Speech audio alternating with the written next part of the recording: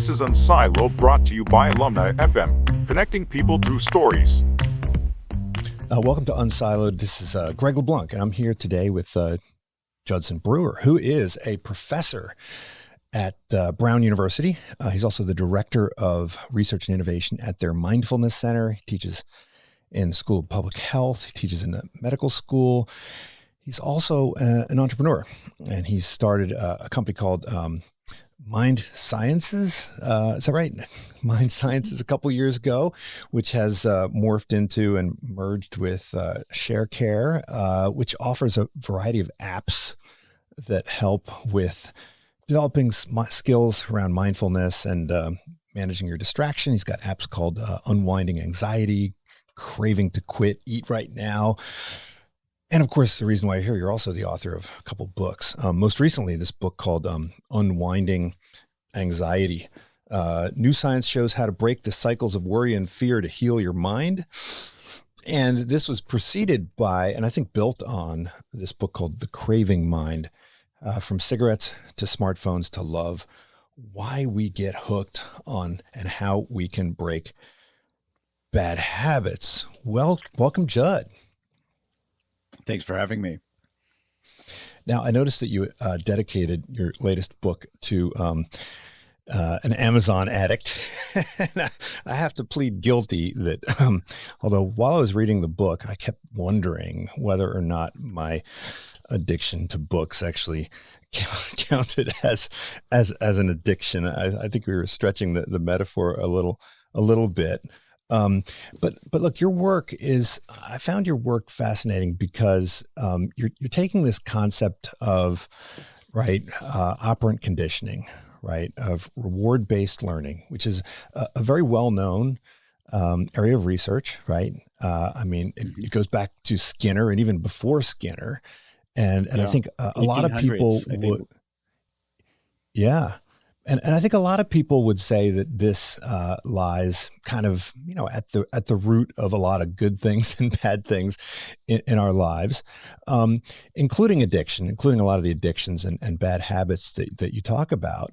But I think that the response that you offer to try and help manage those things in our lives, like addictions, is different. So rather than trying to, I guess, exert willpower and use grit, right? All of which are approaches, that are, I think, related to CBT, cognitive behavioral therapy in many ways. Your approach is related to, but it's different. You're really trying to co-opt or kind of leverage the learning system. And while this sounds kind of new, it's really fundamentally rooted in old approaches like Buddhism.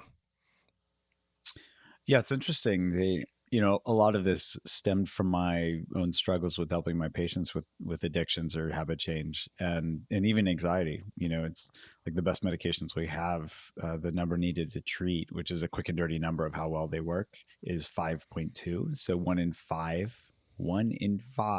yes, you heard that correctly, patients shows a significant reduction in symptoms when they use medication. So I basically play the medication lottery whenever I'm prescribing medication. I don't know which of my patients is going to benefit. And then I also don't know what to do with the other four. I'd also been really struggling to help my patients with addictions, whether it's smoking cessation, where it's the 5 A's, and you advise somebody to quit, give them some medication to help them from withdrawal or with the withdrawal symptoms, but basically saying, good luck and let me know how it goes. This willpower piece has been around for hundreds, if not thousands of years. And the idea that it's still the dominant paradigm when there's no neuroscience that backs it up is interesting. I think it gives a heuristic for us as humans to think that we've got more control than we probably have. But when it comes to pragmatic behavior change, I've got to, whether, somebody gets into an esoteric debate about willpower or not, I got to help my patients quit smoking. And so, there was this need to really look at the literature and really figure out what we'd missed and how we can leverage what we know. And as a neuroscientist, I was looking at how our brains learn behaviors. And as I'd happened to start meditating in medical school. And so I'd been learning some of this Buddhist psychology. And this, I had a series of aha moments where I was like, oh, they were talking about operant conditioning before paper was invented, and Mhm. they actually said this is the heart of the problem. So modern scientists agree with the ancient Buddhist psychologists. Like, this is where the money is. You can even say this is what the Buddha was contemplating on the night of his enlightenment. It's like, this Mhm. is really important. So why not start there? And it's actually worked pretty well for us. We've gotten 5 times the quit rates of gold standard treatment for smoking cessation. We've got a 40% reduction in craving related eating. And with anxiety, this is with apps, we've Mhm. gotten a 67% reduction in anxiety in people with generalized anxiety disorder, right?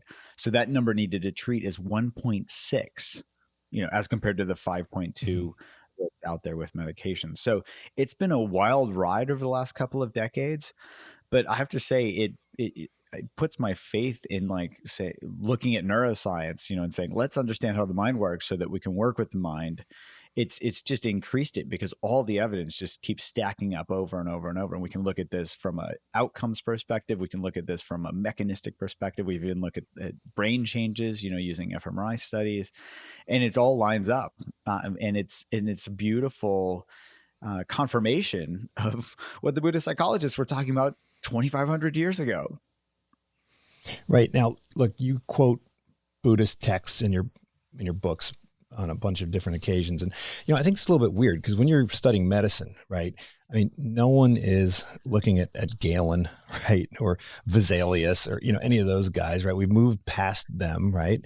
And even in psychology, right? I mean, you're typically going to be reading the most recent journal articles and, you're not going to actually go back and read Skinner's original works, right? There are some references and some footnotes. So, science is always about kind of the latest thing. So, it was outside of your medical research and outside of your PhD research that you encountered these texts. I mean, aren't these issues that we are dealing with? I mean, they're kind of timeless issues, right? What's changed is the science, right? So, I mean, how do you think about combining kind of ancient questions and ancient solutions with kind of modern research approaches? Well, I'm a pragmatist, and I think that reading the latest and greatest within a field, that's not where innovation happens. It's when you think outside of the box. And Mm-hmm. so it just so happened, not that I'm smarter than anybody else, but it just so happened that I was looking at these Buddhist psychology, and I was using it to kind of understand my own mind. And Mm-hmm. there I was starting to see connections with some of the modern science, right? With the reward-based learning that made a lot of sense. And so I started following those leads, just pragmatically, like, oh, could this help people with alcohol and cocaine use? I did my first study in residency and I was like, wow, it works pretty well. Surprising. Let's do another study. And I was just kind of following the breadcrumbs, the logical next steps, where it's like, okay, let's try this with smoking. Wow, 5 times the quit rates. Wow, let's look at the mechanism. Okay, it does line up Mm-hmm. with the mechanisms of reinforcement learning. Okay, let's look at the neural mechanisms. So it all started from just kind of not assuming that whatever literature is out there is the best, because the literature out there hasn't helped make any paradigm shifts with Mm-hmm. addiction or habit change treatment. If you look at obesity, the calories in, calories out formula has been around forever. I learned it in medical school. People learned it decades before me. People are still learning it. It's true, but it's not how you lose weight. And so telling people to eat salad instead of cake, you can tell them until you're blue in the face. That's not how behavior change happens. And so looking at the ancient stuff, but also looking at, okay, how does this line up with what is consistent, right? But Mm-hmm. also the piece that I found really helpful was working with my patients in my clinic. What are they struggling with? What language are they using? What, why is willpower failing for them? What is it about it? And then to the point where it's like, okay, let's place that completely off to the side because, the prefrontal cortex is the first part of the brain that goes offline when we get stressed. Okay. So we can't trust it to, even if we have some willpower, some Spockian like, willpower, some Vulcan prefrontal cortex. So it's really about, okay, what's pragmatic, what's helpful, and what's mechanistic, and how can we test this to show that it works from an evidence perspective, like clinical outcomes perspective, and then how can we understand the mechanism to make sure that we can hone it and even personalize it. So it's, that's the approach that we've been taking. It's just very pragmatic. Well, I want to dig into this reward-based processing, right? I mean, it's evolved for a reason, right? It helps us to navigate the landscape. It helps us to kind of learn from the environment, right? And, the system that we have presumably is about as good as it can be, right? If you think about the millions of years that have gone into crafting this system of learning, but it's obviously got some, it's got some weak links. And I think you talk about how modern society has kind of hijacked it. Now, of course, this system gave rise to all sorts of errors throughout our history, but what is it about this system that makes it vulnerable to being kind of hijacked, right? Because you would think that if something is harmful, right, then that harm would ultimately be, reinforce the reward circuitry in such a way that you would avoid it going forward. But the problem here is that you're getting rewards for things that don't actually benefit you. So how is it possible that there could be this disconnect between, the reward that you subjectively experience and the kind of, long-term consequences that you experience both physically and psychologically? So I think it's helpful to think about, and I like that you use the word reward, because our brains, have the word that we would use is like, oh, this is rewarding, this feels good, is different than what our brains use it for. So let's start there. So let's say, this system is set up to help us remember where food is, right? So and three core elements: a trigger, a behavior, and a result or a reward from a brain perspective. So let's say that our ancient ancestors are foraging for food. They didn't have refrigerators, so they had to remember where it was. So they find some food. There's the trigger. They eat the food. There's the behavior. And then the result is their stomach sends this dopamine signal to their brain that says, remember what you ate and where you found it.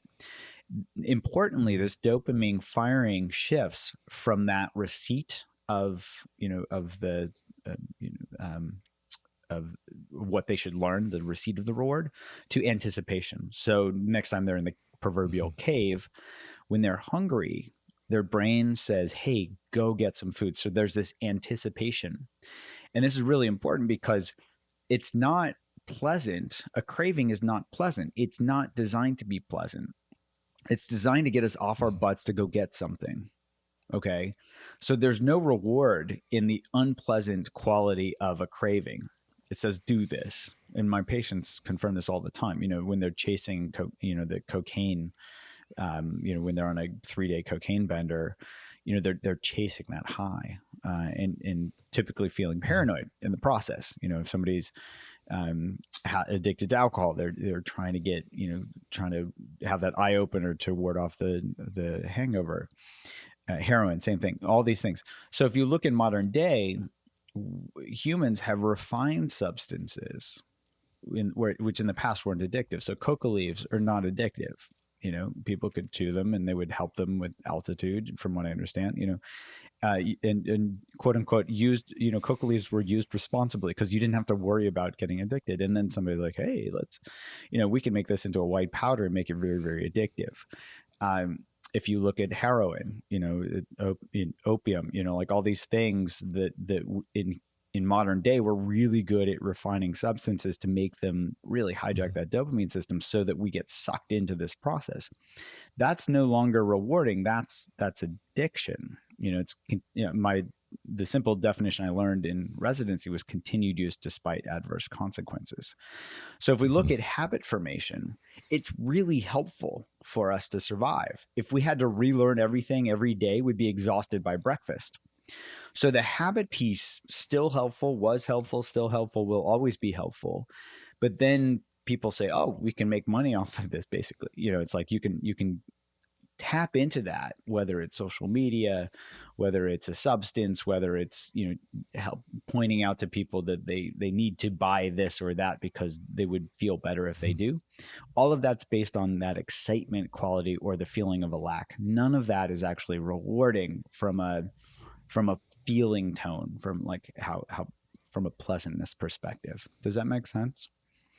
Yeah. So then, but the reward is the reward that one subjectively experiences is a short-term reward, right? It's not a long-term reward, right? It's the alleviation of the craving. And I think you make the point that the reward system, it's kind of like a muscle, and every time you exercise or take action, right, which is in accordance with this habit loop, what you're doing is you're kind of reinforcing this muscle in the same way that, every time you do a push up or a pull up. So the habit then, I guess, creates a feedback loop. So the more you kind of satisfy the craving, the more the craving is likely to recur. Yes. Think of it as poison ivy. So it's itchy. We want to scratch. We scratch. We get that brief relief, and it keeps the poison ivy around for longer. Mm-hmm. Right. It made me think a lot about kind of search algorithms that we try to develop in artificial intelligence, right? Where, oftentimes if you follow a very greedy algorithm, right, you say, okay, I'm just going to try to, go in the direction of the destination, and then, you keep hitting a wall, right? Because if the algorithm is not smart enough to know that it kind of has to, backtrack and kind of go around the obstacle, then it will never actually get there. So a lot of the kind of therapies that have been developed, have been built around making people focus on kind of the long term, right? To exercise their prefrontal cortex and, think in terms of, long-term planning, and to override their short-term impulses and so forth. And that, invokes the system 1 versus system 2 thinking of Kahneman and Tversky. So, what is there anything wrong with that approach? Just to say, I mean, it's built on this idea of figuring out what your long-term goals are, but then it kind of requires that you exercise this continual oversight, right? And that, this impulse will always be there, and you just have to continually override it. That sounds just as exhausting, right? As having to relearn every day, doesn't it? Yeah. Yes. And so if we could override them, if we all could override them, my clinical practice would look very different. I could just tell my patients to stop smoking, and they would stop smoking, Thank you, doc. And it'd be a one visit, stop overeating, stop worrying. So in other words, people aren't smoking because they consciously think that, smoking is good for them, right? In the long term, right? Yep. But you don't need to actually convince them that smoke. You don't need to. If they come to your clinic, they presumably already know that this is something that's bad for them. Yes, they do. So on top of the willpower being more myth than muscle problem is this very well-known phenomenon called delayed discounting. Warren Bickel and others have researched this extensively, and it basically means that long-term reward is going to be discounted relative to a short-term reward. So, for example, if I say, hey, I'll give you $10 today or $11 next week, it's actually pretty good, interest rate. If you think of it that way, over a course of a week, getting 10% or whatever. But you could be like, well, this guy, maybe he'll flake out. I don't know if I'm going to get $11 next week. I don't know if I'll be alive next week. That's what our brain's thinking, is I'm going to go with the sure thing. So we can tell ourselves, well, I need to quit smoking because I might get cancer in 20 years. And our brains just don't compute, because they're like, 20 years? What what does 20 years mean? You know, our brains Mm-hmm. say, I need food now, and I've got a nicotine addiction, and I'm feeling itchy and urgy because I've got a deficit of nicotine right now. I'm going to smoke that cigarette. And that's what happens. Whether it's a cigarette, whether it's food with stress eating, whether it's any of these things, so those we can think of it this way. Our feeling body is much stronger than our thinking brain. So we can think something's bad for me, but that's not going to help, in theory, we think that should help us change behavior, but it doesn't. That's not how our brains work. Mm-hmm. Right. And I think you talk about this idea of, life history, or, the way in which you have been kind of rewarding yourself over time becomes kind of so almost hardwired that, it's difficult to dislodge. And I was thinking about this in terms of, training data in machine learning, right? Because we use the same word, right? We talk about bias, and you say this is really, Yep.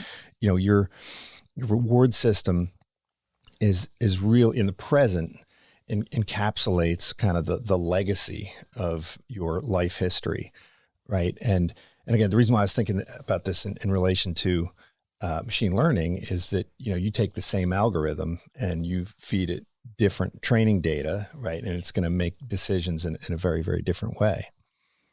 Absolutely. Yeah, absolutely. And that's key, that if we only feed it the same data, and that's what a habit's about, then of course, it's going to say, well, keep doing the same thing. Right. So how, and I want to get into all the other types of addictions besides, right, smoking and alcohol. But I think, you've got sort of you've got sort of a secret weapon, right? And, we can think of it as mindfulness, but more generally, I think your secret weapon is curiosity and, paying attention. And I think, this is a very optimistic approach. It's kind of like, the truth will set you free, right? But it's not so much the hypothetical truth, right? That, oh yeah, smoking is bad for you, but it's this, really kind of paying attention to and understanding the reward mechanism, right? So becoming like a little bit of a psychologist, or becoming a little bit of a scientist, and then taking that scientific approach with a little bit of background knowledge, and then, observing yourself in the day to day through this scientific lens, is almost enough in and of itself to jumpstart some kind of change, right? I see this as a very philosophical approach, right? Philosophers always believe that, truth and curiosity and, paying attention is always going to yield good things. Yeah. But that seems so simple, right? Like, why is it so difficult for people? Is it that people find it difficult to pay attention, or is it that when they are paying attention, they don't know what it is that they're supposed to be looking for? I would say it's both. And, just highlighting what you're talking about, the simple, what was it, Occam's razor, the parsimony, the simplest answer is usually the right one. The more research that I've done, the simpler the answer has actually gotten. And it's actually distilled down to, if you look at these reinforcement learning models, and if you look at the math behind them, there's an error term, and that error term is critically dependent upon one thing, which is awareness. So, mindfulness can be this fuzzy, concept. So this is the Rescorla. This Wagner. is the Rescorla, Yes, Wagner formula. Yeah. So let's not even use the word mindfulness. Let's talk about awareness and the attitude of curiosity. So we can be aware of something and we could be judging it, right? We can have bring a bias to it, or we can try to just be aware of it in an unbiased way. And I think of curiosity as the easiest way to really be aware of something in an unbiased way. It's like, oh, what is actually true as compared to, oh, I know what this is. Mm-hmm. And if you take that curiosity and you apply it to these Rescorla-Wagner models, right? This is reinforcement learning. The only way to change a behavior is through two things. Sorry, there's a thunderstorm outside. The first one is what's called a positive prediction error. Let's use a concrete example. So let's say a new bakery opens up in my neighborhood, and I don't, let's say I've my brain has stored a reward value for like how good chocolate cake is. If I go in that bakery and I eat their chocolate cake, it is the best chocolate cake I've ever had, I get what's called a positive prediction error, meaning it's better than expected. Mm-hmm. And that sets off this cascade of firing in my brain that says, remember this, go back there again, because this was rewarding. It's more rewarding than expected, right? I have to pay attention for my brain to register that. If I'm not paying attention when I eat the cake, I won't learn it. I won't get that positive prediction error. The other way that we learn is called a negative prediction error. If I go in there and eat the cake, I'm like, meh, not very good. I get a negative prediction error and it says, this is worse than expected. And I also learn that way. That also is critically dependent upon awareness, right? That's how behavior changes. I'll give you a concrete example. My lab just published a paper on this where we embedded basically an awareness tool into our Eat Right Now app, where we had people pay attention as they were overeating or as they were eating junk food or whatever. And we could measure the change in reward value as they got that negative prediction error because overeating doesn't feel good, but people tend not, they ignore it. They don't pay attention to it. So we said, let's help you pay attention, just simple steps like what's it feel like?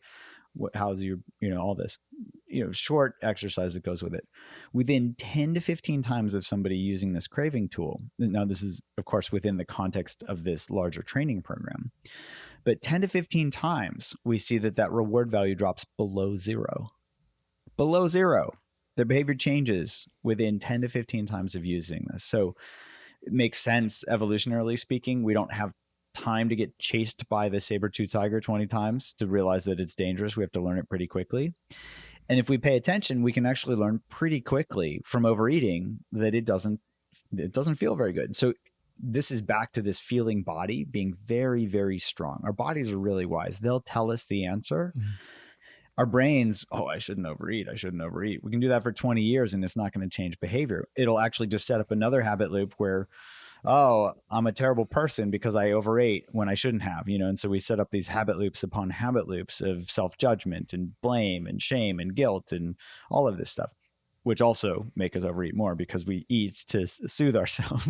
So you set up habit loops upon the habit loops, you can see these fractals happening here. But if you just simply bring in awareness, you get this negative prediction error. Your brain says, yeah, it's not that great. We've done the same thing with smoking with my patients. I tell them to smoke and they're like, my doc told me to smoke. What's going on?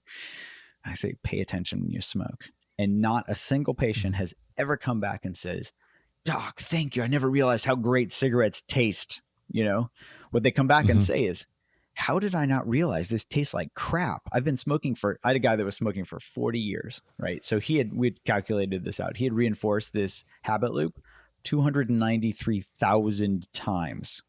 And he comes back and he says, how did I not notice that this is crappy?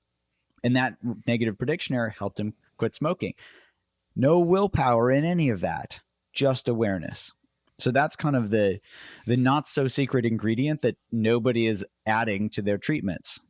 So the other piece here is, so you're saying, are they not paying attention? Yes, they're not paying attention because it's a habit. So we have to help them say, hey, pay attention. What's the cigarette taste like? What's it smell like? When you overeat, what does your stomach feel like? What is it, what's your emotional state afterwards? But the other piece is they have to line up the cause and effect. So reward-based learning is based on how rewarding something is. So they have to line up behavior and reward or lack of reward. So if they don't see, overeating made me feel crappy, they're not going to change the behavior. But if we can help them say, hey, this is how this habit loop works. When you overeat, pay attention.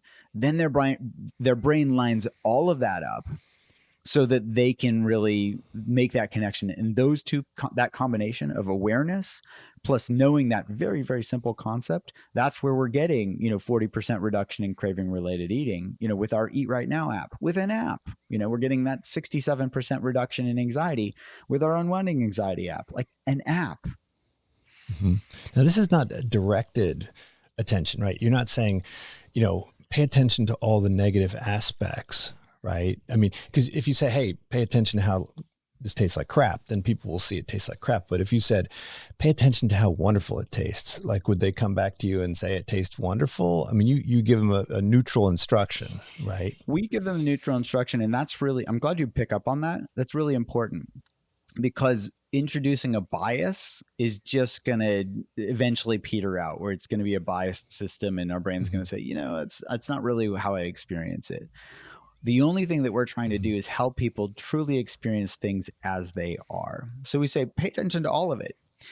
For a lot of people, they realize, wow, dark chocolate tastes really, really good. I really didn't notice the nuance of it. And I can eat just a few squares and I'm satisfied. I call this the pleasure plateau, where, it's like they eat a little bit and then eventually the reward piece goes down because they've had enough. And if they stop there, they actually feel better than if they keep eating. I think of it as going off the cliff of overindulgence. So here, it's really about just bringing awareness in and seeing, like, what am I getting from this? That's what it distills down to, is that simple question. Chocolate's still going to taste good. It might even taste better if you pay attention. Ice cream's still going to taste good, but instead of anticipating that next lick or the next bite, we're like, oh, I want more, which doesn't feel good. We can just notice, like, savor the flavor, like, oh, this is really good. And then we can ask ourselves, have I had enough? Right? Because often we don't ask that. We're already into the next bite because our brain is saying, do it. That's a habit. We can break that habit simply through paying attention. Yeah, I interviewed Mark Schatzker recently, who writes about kind of food engineering and how food is, engineered in some ways, right? But clearly, it's a complementary response, right? There's the signal, which is, designed in a particular way. And then there's the response that we have. And, you can adjust the signal or you can adjust the response. But this is something that presumably only humans can do. So, you can't coach a dog to, right, stop overeating. You can't coach a rat to stop, pushing that lever, right? It gives them the cocaine high. So, a lot of people think that humans are uniquely vulnerable to things like addictions. But I think what you're saying is that humans actually are uniquely capable of kind of extracting themselves from these addictions through this form of cognition, this form of attentiveness, right? And that animals simply won't have. You would actually have to start putting capsicum or something into the food to make them, stop eating it. Yeah. So if you look at animals in the wild, they're not, they don't suffer from diabetes. Just put it that way, because their systems are regulated within this beautiful natural system. We are uniquely capable of designing products because it's not even food. Like, I love the Onion. Do you know the satirical journal, The Onion? They had a headline that says Doritos celebrates its 1 millionth ingredient. Right. So these are food-like objects. It's not really food. So we're uniquely capable of designing these things, designed for addiction.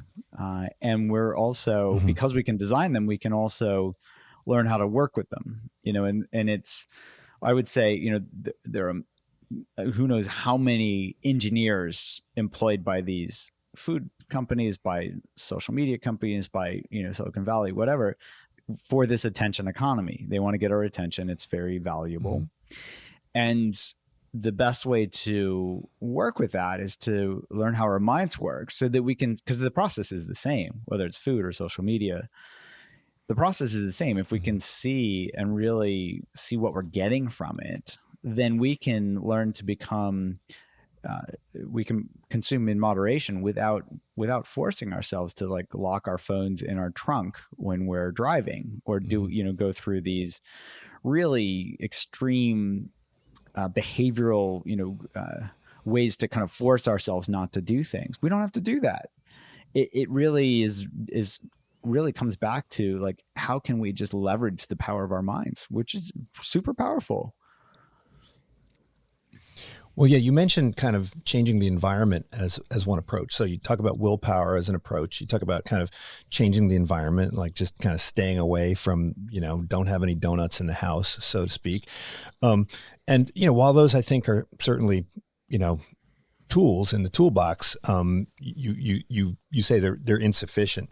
You also mentioned substitution as an alternative, like replace a bad habit with a good habit, right? So, if you have a addiction to social media, replace it with an addiction to jogging or something like this. And why isn't this what you're advocating? I mean, isn't this sort of another version of, the bigger, better offer, right? Because you are kind of saying that curiosity provides you with rewards, right? And you're kind of launching a new kind of habit loop, and this new habit loop is one where you pay attention, and then you discover some interesting truth, and then you get a little dopamine reward from that discovery, right? I mean, isn't this? Aren't you going to become addicted to, I don't know, self-knowledge, or addicted to curiosity? I mean, I know you shouldn't use the word addiction if it's not harmful, but how is this not just I mean, I shouldn't say not just, but isn't this sort of a way of just replacing a harmful habit loop with a helpful habit loop? Yeah. So to put this in context, and I write about these 3 steps that we've kind of been observing over the years with my patients going through these programs in my clinic or in my research studies. And that, so the first step is kind of mapping out a habit loop. The second step is really looking at that reward value by asking, what am I getting from this? And if we become disenchanted with the old behavior, it opens up space for what I call, as you alluded to, the bigger, better offer.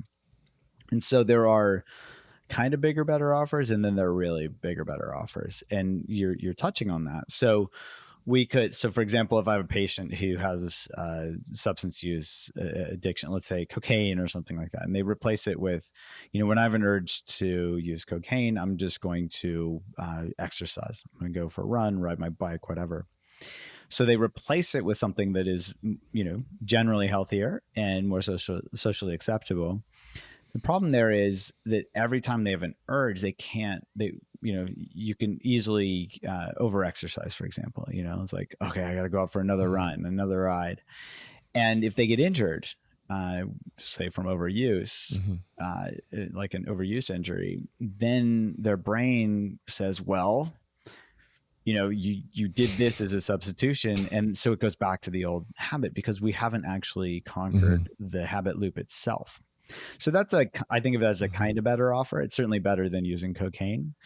But ultimately, if we could find something that helps us step out of that habit loop and is kind of always available, then that's the biggest, bestest offer.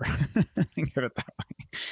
And this is where curiosity comes in. So curiosity can help us in all of these steps. So it can help us be curious, like, oh, what's this habit loop? And we can map it out. It can help us start to see how unrewarding the old behavior is. Like, oh, what am I getting from this?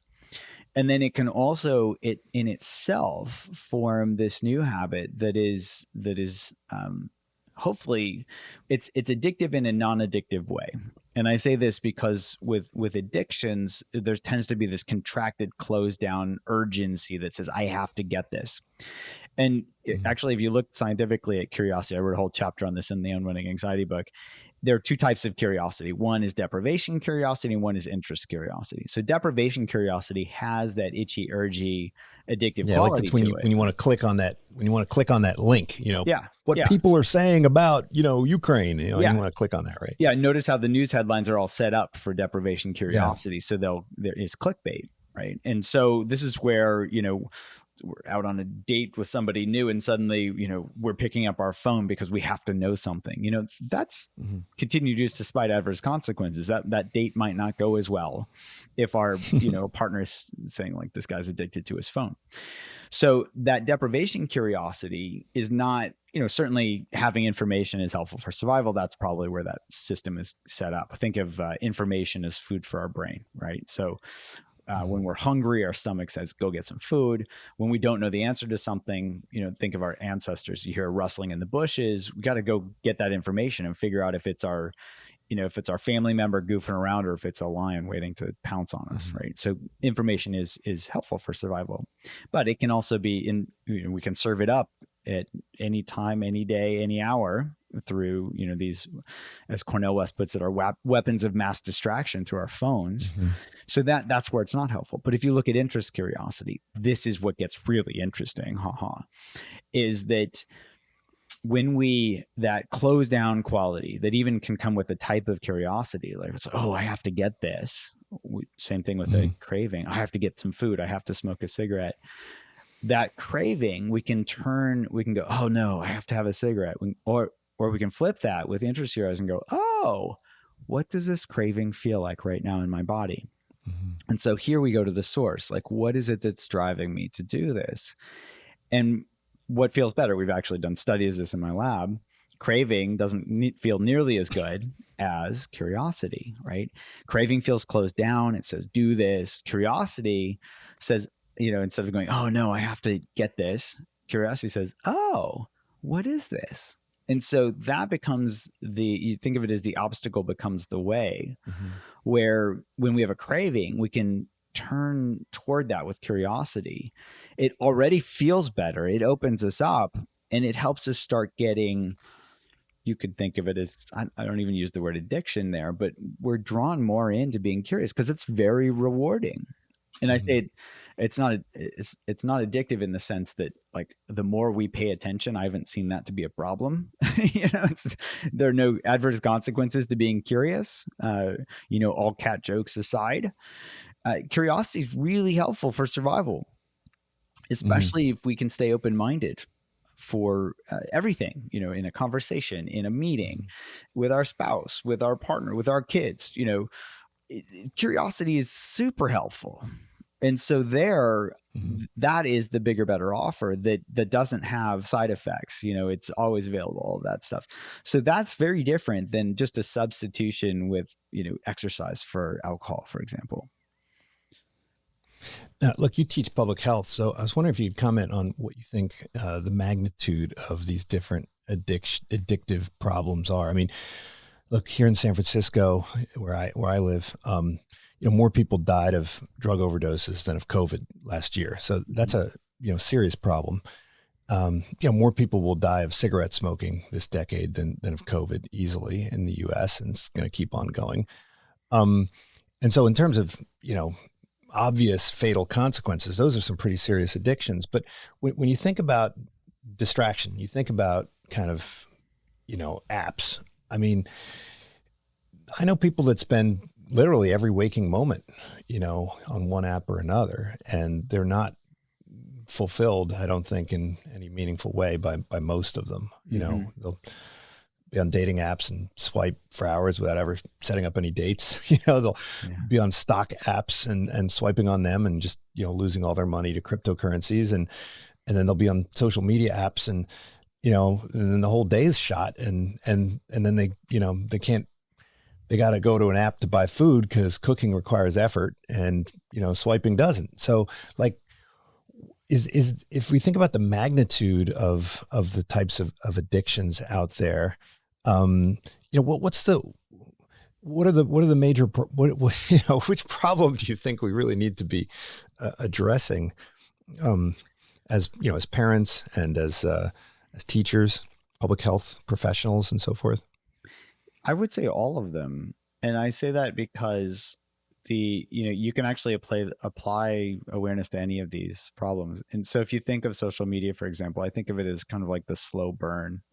It's like cigarettes. So wait, so this is not domain specific. So people who, so the thing about Alcoholics Anonymous is that, they all, like, most of them smoke, right? So they're not taking the remediation in the one domain and kind of moving it. Although I think that's the idea behind it is you're supposed to, move it across. You're saying this is domain neutral. You learn how to observe in one domain. You're almost inevitably going to start observing these things in other domains. You can. So a habit is a habit is a habit, whether it's cigarettes, cocaine, food, social media, alcohol, they all follow that same mechanism. And I've been pleasantly surprised where we take one domain and people generalize that learning and they develop wisdom and they apply it to another domain. So for example, we did a study with our Unwinding anxiety app, with anxious physicians, right? Another epidemic Mm-hmm. where there's an epidemic of burnout. And we looked to see if we could reduce anxiety. We could, 57% reduction within 3 months. And we also threw in some burnout measure questions to see if that would generalize.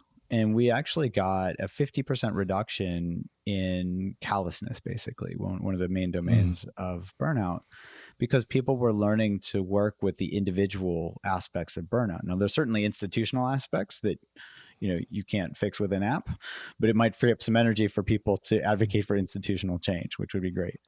Because that's one thing that we physicians, we get stuck in the day to day to the point where we're too exhausted to advocate for change, and then we're stuck in the system. So here that we see this generalized, and I see this individually in my patients, where they learn that being kind to themselves feels better than being beating on themselves, being mean to themselves. So it is not domain specific. And we see evidence of this all the time. And it's beautiful to witness where somebody goes in through the doorway of a pain point, whether it's smoking or overeating or stress eating or anxiety, and they come out much wiser, where they can apply this to all sorts of things, and they start to realize how many habits are not serving them. And then they can let go of them much more easily because they've got the skills. They've learned how their mind works, and they're working with their minds.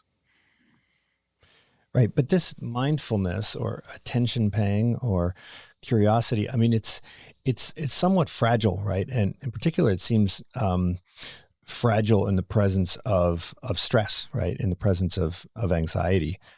You talked about in your early career where you were experiencing some anxiety, and you attributed it to an infection. I mean, I went through a similar thing. I was reading this, and I remember going through exactly the same thing, where I was in a situation where I had some family problems and some work problems, and I was convinced that had some pathogen, right? And so I went to all these doctors. I was like, you got to figure out what pathogen it is, and one was like, have you ever thought you were like anxious? And I was like, oh, this person's accusing me of being a malingerer, and of course, then once I found some way of managing that through changing my lifestyle and so forth, it went away. And it really dawned on me that a lot of people aren't even aware of the stress and anxiety that they may be experiencing. I absolutely agree. When I wrote the Unwinding Anxiety book, I talk about my, at the end of college, wanting to blame this on some physical thing. I had irritable bowel syndrome, and it'd be great if I could just take an antibiotic and it would go away. And because I was convinced, it sounds very similar. I was convinced. It's like, oh, I did a lot of backpacking in college. Maybe I didn't purify my water well enough. Maybe I got giardia, and so it made sense because my brain, and the doc asked me, like, you think you're stressed? I'm like, no, I'm a vegetarian. I run, I play the violin, I can't be. And he's like, okay, he's like, case in point. He didn't say that. He was nicer than that. Right. But he's like, well, proof that you can't even see it. You're so caught in it. And that's what a lot of us find, is when we are able to step back, say, oh, wait a minute, this is anxiety that's just manifesting in a certain way for me. Mm-hmm.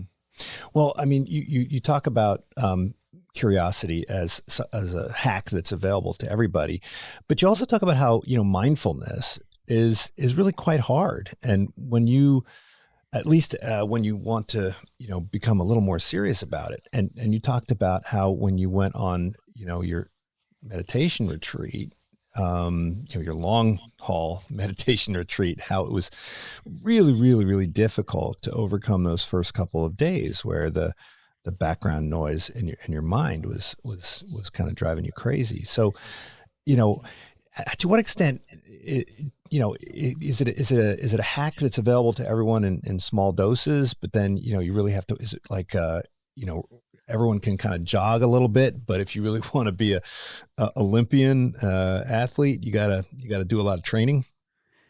So here, when I first started going on these long silent meditation retreats, I was taking a Western centric approach to mindfulness, which was, okay, the instruction is pay attention to your breath. When your mind wanders, bring it back. And so I would just kind of try to, force myself to pay attention. And it was exhausting. By day 3 of my first retreat, I was crying uncontrollably on the shoulder of the retreat manager. Like that's how, and I'd sleep every break we got. I'd take a 15-minute nap just to try to refresh. And this is after you've been meditating for a while, right? Yeah, I'd been meditating a couple of years, and it was largely through what I think a lot of people experience, which is, follow the instruction, just follow the instruction.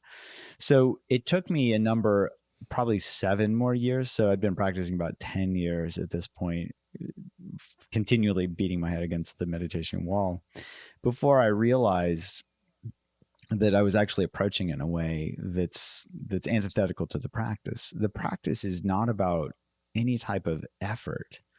Some describe it as, I don't want this to sound too much like a koan, but like effortless effort. What does that mean?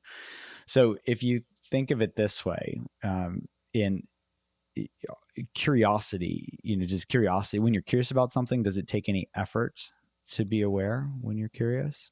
I mean, I'm asking you.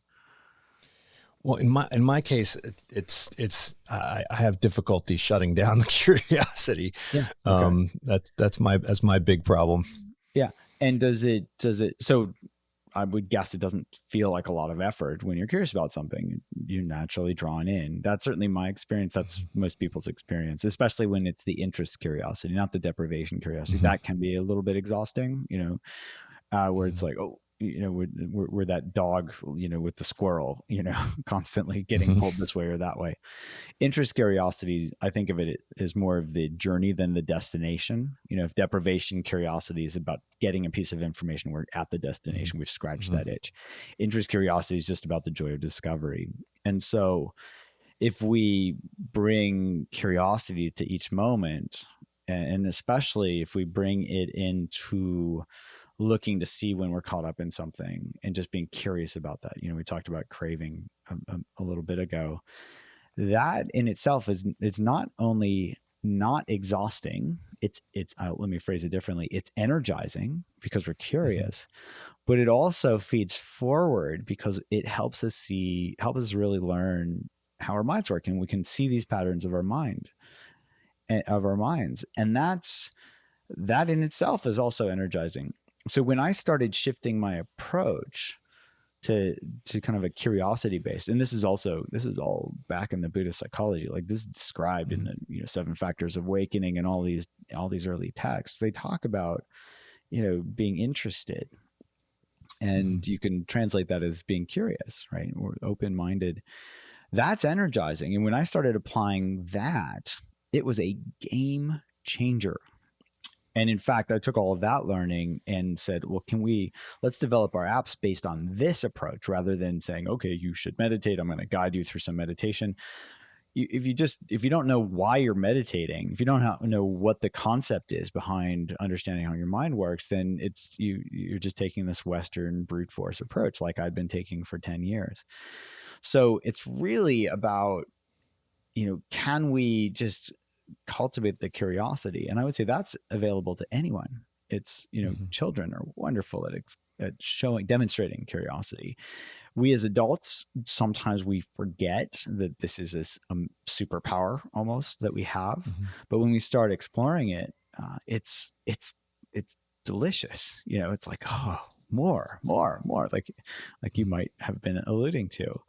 That's available to anyone. And if we take that curiosity approach, mindfulness training becomes it's a different ball game. It's not this effortful, gotta force this type of thing. It's like, oh, let me be curious right now, and we can do it moment to moment. We don't even have to be sitting down or doing some formal walking meditation. We can be doing it at any moment. Now, you reference a lot of neuroscience, and a lot of the neuroscience has come out of your lab, right? Where, in particular, you're interested in the PCC and how it activity in the PCC kind of tracks things like flow and meditation and mind wandering and so forth. And I was wondering if you could talk a bit about this because, my understanding of the PCC is that it's kind of like engaged when you need to override the autopilot, so to speak, right? I mean, that's usually what I think some people describe that as one of the roles of this part of the brain. But you emphasize the benefits, or at least those states of mind when the PCC activation is low, and you also point to a potential future where we might be able to use neurofeedback to kind of learn how to manipulate our attentional states, right? I think that I would be cool to look forward to that day when you could kind of look at the dial and then you could, use reinforcement learning in that way to kind of develop new habits. But could you talk a bit about, right, what exactly is the role of this part of the brain in these different attentional states? Yes, we've been studying it for over a decade now, so I'll keep it brief. And we actually have a video. Anderson Cooper came in and tried out our neurofeedback for a piece for 60 minutes. So I think it's on the Dr. Judd website if somebody wants to watch that. But basically, the posterior cingulate seems to be activated when we're caught up in our experience. So if we're caught up in mind wandering, if we're caught up in a craving, if we're worrying about the future, all of those activate the default mode network, and in particular, the posterior cingulate as a hub of that network is one of the main kind of core aspects of the brain. Over 10 years ago, we published our first study with experienced meditators where we just looking across the entire brain, trying to take an agnostic approach. And we actually found that the posterior cingulate was deactivated in experienced versus novice meditators, and this correlated with a reduction in mind wandering, which makes sense because when somebody's concentrated, their mind is wandering less. We've gone on to do a bunch of neurophenomenologic studies where we can actually link up people's subjective experience with their brain activity in real time. This is kind of what Anderson Cooper did, and we could dial it in to find that the posterior cingulate seems to be this marker of being caught up, right? So I say that casually, but it was actually years and years and lots of research to kind of dial into what that was, what it's a marker of. And that makes sense because when we're caught up in anxiety, we're closed down, we're contracted. When we're caught up in a craving, they share that phenomenal feature. So here, curiosity as a marker of mindful awareness, when we're curious, that activity decreases. And so this could be a marker as a neurofeedback device to help people see what it feels like when they're getting caught up in their experience and what it feels like when they're not, so that they can really calibrate their own experience.